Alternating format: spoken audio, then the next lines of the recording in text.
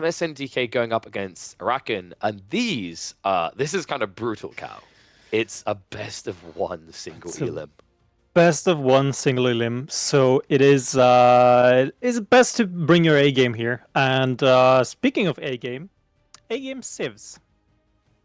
You know, the interesting thing is like any other player, if you looked at what had been banned and picked in MSN, you'd be like, wow, he really got the best option. Not quite. That is I mean, so yeah, for those who don't know, MSN on ladder, he loves his Abbasid, he loves his Iobids, both in solos and team games. And yeah, those are just taken away from him. So you might think like, oh, he got HRV the best save in the game, but you got to remember it's a best of one, so it's not necessarily his best civ, right? You could always had a better civ for his playstyle. And I think he maybe got a little bit. I'm not 100% sure on the drafting here. I think it might be ban 2 and then pick 1. Somebody please correct me on this. But yeah, HRE versus Biz. Still pretty okay for HRE. We have seen HRE as a counterpick to Biz in the olden days as a counterpick. We'll have to see a little bit though. HRE, you know, I've seen HRE Pro Scouts. Chances we see that here? in this matchup, I don't think you necessarily need it. At the moment, the Pro Scouts meta is really if I do it, you have to do it. And H3 isn't really a civ that cares to necessarily do it. The interesting thing I find in this matchup is H3, I think you kind of want to get out of Feudal Age sooner rather than later. There's kind of a window where you can be threatening, but the weird thing is you'd think that H3 would have an edge by setting up farms over time until you realize that the longer the game goes on, the more the Byzantine buff comes into it, right? You get Sistans, you get your own olive groves going, life is good. So, yeah, there is a world in which MSN potentially goes for Pro Scouts. I know he's a player that loves doing that. He's one of those few players doing the IBID Advancement Pro Scouts build right now. But usually for HRE, if they are going to do Pro Scouts, what you tend to do is open with pressure and then pivot. And that's usually against civs that would do Pro Scouts. Here, theoretically, you think he could just get away with it straight away. But you have to remember the Byzantines have one of the most disgusting timings for aggression, around 9 minutes out of all 16 civs in the game. Yeah, and we'll have to see. Araken, friends with Jiggly, who was just banned in Twitch chat. Goodbye. Gulp. It's an option. It's a very deadly option. We'll have to see a little bit how that one goes. I don't necessarily think this will be a fast castle off. Obviously, like Byzantine fast castle Gulp is an option that can be on the table, and we've seen it be very, very deadly. Mainly Jiggly, I hate talking about that guy, but he did take down a lot of players on ladder, like Beastie mainly, Demu as well. Had some really close games with Anotan as well, so it's a very deadly build if you don't know how to deal with it. But it's a very, very all-in playstyle, right? It's gonna come down to like sheep gathering to begin with, right? You have enough sheep to justify it, because otherwise you need to find deer. Getting the deer is not necessarily easy if your opponent pressures. Like, I think the viable way for H3 to try and approach this is you want to try and be present in feudal until maybe about 12 minutes. That at that point, like if Byzantines are trying to tech, you have map control. If not, you can keep pressuring for another free and go for tech. On the other side of Byzantines, like I said, that 9-minute window is going to be golden. It's probably the biggest opportunity for you to attack. And then after that, you can look to kind of transition attack when your opponent overreacts. So considering the way that H3 can usually react, you're probably going to be seeing a decent amount of archers coming. And then the other possibility is to go for spearmen. I don't think you necessarily want to go horsemen, because like Byzantines can hunker down with Limitane longbow. It's not the best comp, but in this matchup it can work. So like with that in mind, you know, you can keep your opponent pinned and then snake your own tech, knowing that he can't be present. So yeah, it's a timing matchup, I think. I'd still say that this matchup to me feels fairly tight. It's just a difference in windows. Yeah, it has a couple of directions it can go, right? Javelin throwers just it's not an option in my opinion, but it's either longbows, right, which can actually do decently well if you end up having this like mass archer style in feudal as HRE, but you can also go Keshik, which actually can deal pretty well if there's like for some reason like there's a burger play coming in, right, with a bunch of men at arms. Then Keshiks will do decently well, and it also makes it very obvious that you're going into gulp, right? Keshik Yeah. gulp is like just unkillable, right? It's like, oh, the heal for what is it? I think 160 over 10, 20 seconds. I don't remember exactly the stats, but it's like you heal a crap load, and then you also have just like healing from Keshiks, because remember, like they still get the Keshik healing, Yeah. and you just kind of sit there and you just go, well, what can you realistically do here? But what I would like to see from Msn, to be honest, considering the fact that we're on Gorge and rush distance is reasonably short, I would not mind, and I'm just going to throw that out there. You can yell at me, KP. Spearmint Dark Age Rush. Probably will. What, for H3? Yes.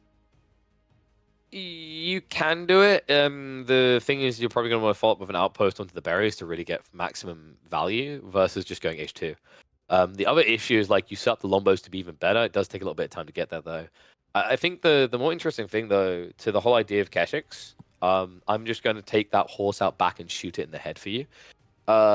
This is like one of the worst civs to try and do Keshiks against, because spears have march endurance, right? Like, we've learned very quickly, time has gone on in AoE4, that movement speed is kind of the most broken stat in the game. We noticed that when Cataphracts got their movement speed buffed, all of a sudden they were viable. We noticed when marching drills got added by default, HRE went from dog tier to god tier.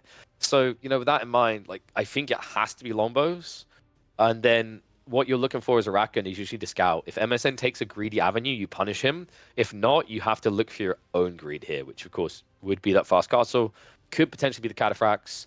We've historically seen a lot of Varangian spam, even into H3 men at arms, actually. So there is some potential there for that.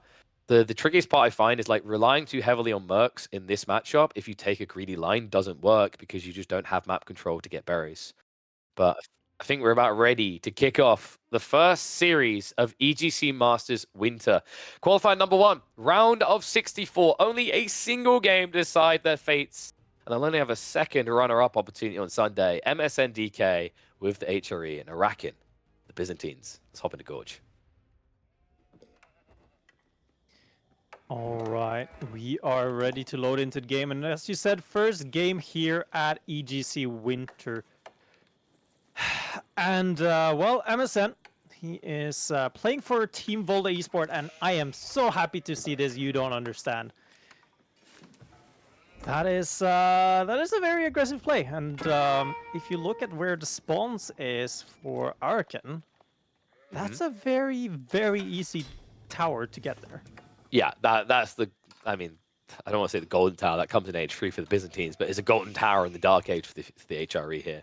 That blocks everything that Araken should want here. I don't think Hippodrome is going to make him feel good either. Like, Hippodrome is sadness, man. Like, for a while we thought it was broken, then it had some meaningful builds. Even when you want to go assist on the first hill, that landmark just feels weird, because Triumph in theory, on paper at least, sounds broken, but in practice you never have the time. So, with that in mind, if he can't get Grand Winery, Araken's going to be pretty sad here. It means you can't get your true premium units in Feudal Age. So, how does he approach this? He might have to consider rushing an outpost himself. With Dark Age, you're not going to have Arislets, right? So, you still won't be able to protect the berries if you get an outpost up. Yeah, and this is really, really brutal for Araken here. We have the Cistern, so we do have potential accuratory defense that could come in, but it's very, very rough. Yes, he might be able to get up his landmark in the end, but again, right, you have a Spearmint opening, so going into Hippodrome, it's not ideal, considering your opponent already has the counter, but look at this, already getting a lot of idle time, and with that pathing, might potentially greed for the villager kill, not going to do so, though. And this is awkward. Yeah. Araken, yeah, I was about to say, you can activate Akratoy, but it sucks against HRE. You just saw why. They see it, they immediately walk away. You're lucky if you get a single stab in. Now, MSN does something very interesting. He has clearly been researching the art of the Mongol outpost rush. He's not going for greed here. This is smart, actually. Oh, no. Wait. Is Araken... Okay. He's blind. He's blind. He doesn't see the outpost rush. Okay, this is even worse. Because look at where the vision is. Like, look at the vision line. Like, this is so... Yeah, but look at where his scout is. Like, yeah, Araken literally has him there. Oh, no. Oh, it just dropped off the sheep. No, this is going to be so brutal. going to be pushed off of as well, right? What can you do here? Like, your only response realistically is say the spawn was bad and you want a remake. no. So the only option here, which I think is like the option that you have to go for, is that you actually just force yourself to get enough gold to get siege engineering, and then you just go mass archer. I hate every element of what you just said. I'm fully aware of that, but the thing is, like, that's the out, right? Yeah, Like- it's awkward because, like, for this civ compared to any other, it's worse, right? Because the Kyro siphons are very pricey, right? And here's the other issue with the idea. Yeah, you see he's building outposts. That's actually necessary because it's not just about getting the gold for siege engineering. You then need to have the gold to build the ram, right? That's the unique thing of the Byzantines. And unique is by way. About it, yeah. How much gold is it? Like 30, I think? 80? 80? Oh my 80? god. And, you know, like when I say unique, it's like when your auntie says that you're unique for your quirky behaviors that make you very antisocial. It's like what she's really just doing is being polite about it. It doesn't feel good to have to go into a Kyro siphon that early, especially when you have to keep in mind you have to. Oh, sorry, 60 gold now, not 80. Yeah, it got 60, slightly tweaked. yeah, 20, but it's still a lot of gold, right? And then you have to remember you're going to have to add in the blacksmiths as well as the archer range to do so. Like it's just. It feels pretty noble, I know. And what feels even rougher is the fact that we are looking at already a free villager advantage. Araken, what's going on here, man? Like he's skimping on production. We lost one, skipped on production, and now, honestly, I think what Msn should just be doing right now is should just go castle. Yeah, I mean you could genuinely just do whatever you want with this game. I think it's actually safer to just end the game now, right? Because you don't want to give the Byzantines a window when you tech. And Oh, the wolf. Everything is just against Araken right now. So, okay, hear me out. For memes, because Msn is a memer, just burger him. Just proxy burger. I mean, it would be a way of keeping this best of one very competitive. I'm just saying, right? But no, on a more serious note, I do think burger actually is a really effective way of just ending Araken right now. His check the sheep hole count, was though. like, yeah, his sheep hole wasn't the best. So burger is not necessarily the best idea, but it is an idea. So Araken that's like saying investing in Intel stock right now is an option. But there are other better options, Cal. There are better options. I think it's just, so my idea and why I'm saying it is just it's about minimizing the amount of wiggle room you give your opponent. Yes, I get where you come from. I think like if it flops in any way, though, you end up in a terrible position, right? Like there is a margin of like safety, right? Where I always am a big believer that if you can win the game, right? Don't prolong the game. But there's also a calculatory element where the risk isn't good, isn't outweighing the reward, right? Or vice versa. So like what I mean by that is, you know, the classic one we used to have in Dota 2 was always, if you killed a guy 20 times, he's probably not worth killing 21, right? And it's kind of like in AoE4, the comparison is, if you've killed a person down to 15 villagers, should you be diving their TC anymore? And the answer is no, right? So I think with that in mind, with how big MSN's lead is, you know, if you're not going to play the feudal, just going to rush the castle, Regnitz just makes way too much sense. Like, your opponent can't be present. Not with this horrible opening. The scout just revealed that berry gathering, so we already have the horseman being queued up, which was already going to count the archers, but now it's going to block Araken from being able to get into his mercenaries. I do want to like just add a little bit of, oh yeah, but it delays MSN's cost. That's true. He did delay himself 120 resources on this 40% gathering speed buff. Can you imagine the extra 5 seconds? I can if we see like a relic being like snagged under his nose. Anyways, Regnitz is going to be the option. We do have a back Aachen as well. We haven't really talked about that. He got the gold. He moved the sheep, so he got all 3 resources. And this means that he will have a very, very strong farm transition if it gets to that point. But honestly, you should just move out to resources, right? We already saw that Araken did go for the archers, which means that he has a slow-moving army. he will eventually scout that there is Limitane, and he should know by the amount of berries that has been gathered here that there's no option ever to actually go for mercs. He is No. researching western. No, No, Eastern. I wish that was Western. That is Eastern. That was cancelled, no?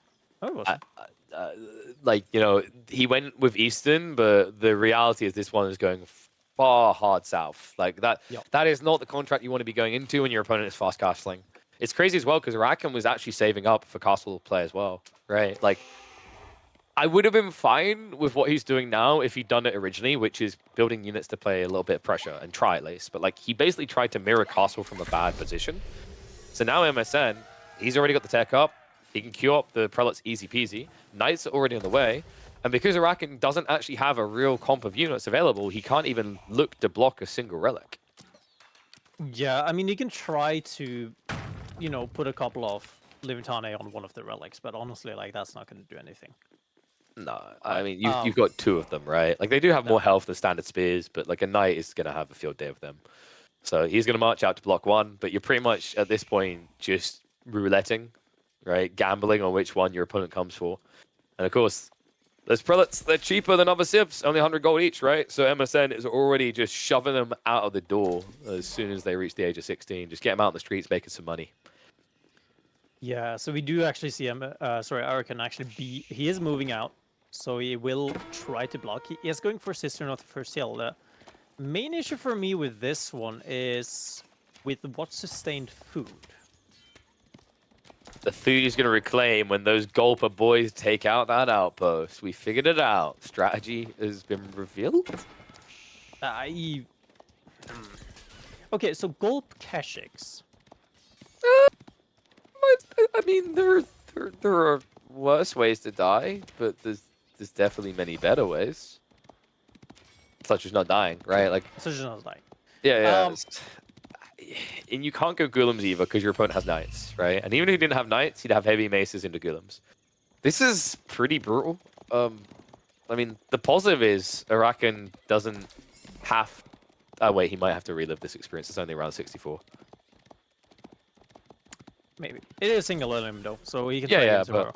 Yeah, that's what I mean, right? Like, imagine if you're just like, I'm feeling good about number 2, and then you just get MSN and you get, like, PTSD moments about this game. Because this was rough, man. Like, he's going to be cursing the sky that he did not scout that outpost rush. Yeah, it's really rough. It's really, really rough. And we did see that now Araken has been forced out. He didn't lose a villager because, well, he knew that there was units on the way.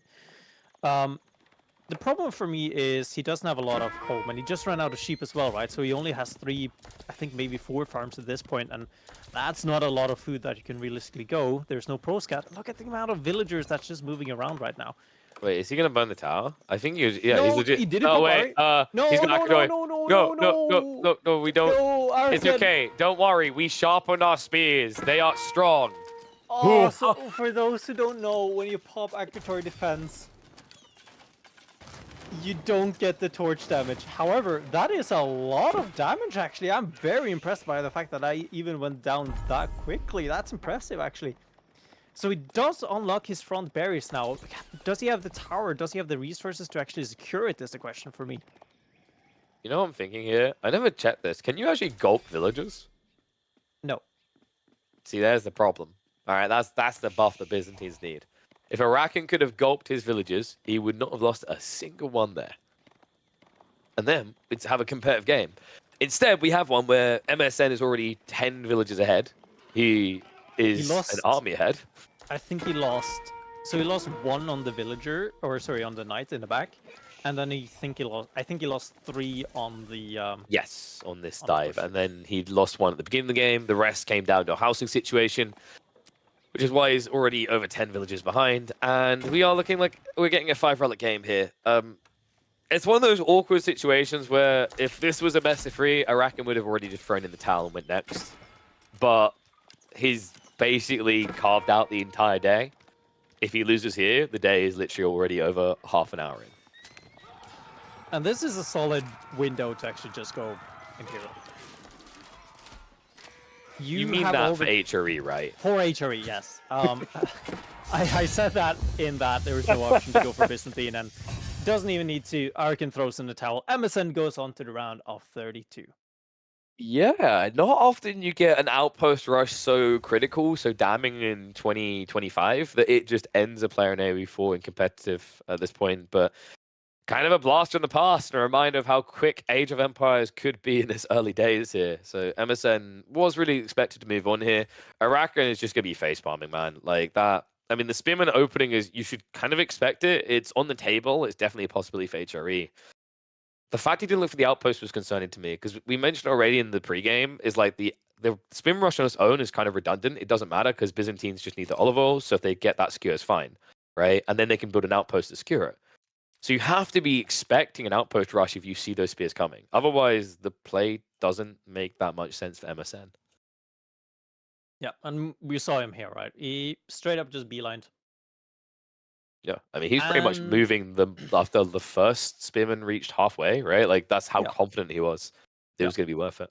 And the thing is as well, right? Even if that outpost didn't go exactly up where it was, it could have potentially had like a better, in quotation mark, outpost, right? The best placement he could have had was between the gold and the berries, and that would have denied 2 resources. Yeah. But the reason he went for the outpost that it did go for is that it was out of vision. Yeah, and well, that is a key ingredient to this. It is. There's also other interesting ingredients in that little hot pot you're making there, right? So one of them is actually to do with the fact that if you put an outpost that is too damn good, if you make a deal that is so good that you can't resist it, your hand's gonna get shook off, right? What I mean by that is if you drop that outpost between the 2 resources, 100% he's always pulling all the villagers to burn it down, right? I think Mister he talked about this like 2+ years ago. It was a really cool series between the Spanish bros where a Mongol outpost rush was coming. He talked about the art of outpost rushing, as if you take too much from your opponent, if you don't leave them any options, they're going to do something drastic that screws with your strategy and your idea of the game. Now, you can theoretically still get an edge back from that, but you're potentially sacrificing the smooth transition to your next phase by needing them react to their overreaction. So that's one detail. And the other hilarious detail is, why do you care if Byzantines get gold there? What they're going to do with it? Get a worse castle age timing, right? Like, they can't get their berries. So, yeah, it's just really smart by MSN. There's other players that would have been too greedy, taking both resources, and got punished for it.